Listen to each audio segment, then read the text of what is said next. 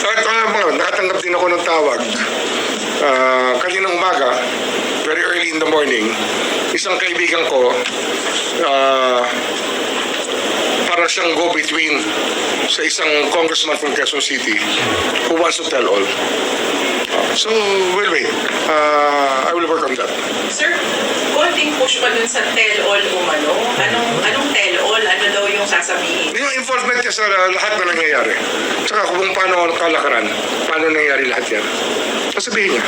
Sir, magtuturo din to ng iba? Magtuturo. Ano to? Hindi na siya incumbent. Hindi na siya incumbent. Pero sir, ano ng possible district yung pinipointan? Hindi ko alam kung anong district. I'm not familiar with the districts of Quezon City. Yung 5 flood control cases filed by the DOJ, we are returning it to them already. Sila na mag-PPI at sila na ang magtatrabaho. Ayan na nga guys, may nahanap na silang magti-tell all daw, magsasabi ng lahat. Ano sabi niya? Magtuturo. Dating congressman sa Quezon City.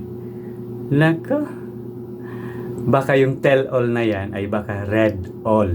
Kumbaga, hindi sasabihin lahat kundi babasahin lahat. Ano yan, di ba? Scripted.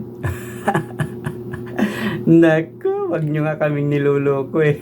Wag nyo lolokohin yung mga taong bayan. Ay nako, hindi kami bobo. Tell all. Bakit?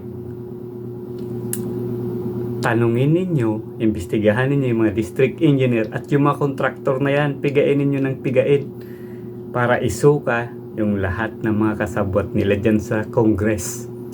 Senador, congressman, lahat yan. Hindi na naghahanap kayo. Diba? Naghahanap kayo ng mga congressman dati para sila yung magtestigo. Nako. Mukhang palayo tayo sa issue Naghahanap ba kayo ng tao na willing magbasa ng script na ibibigay ninyo? Nagtatanong lang po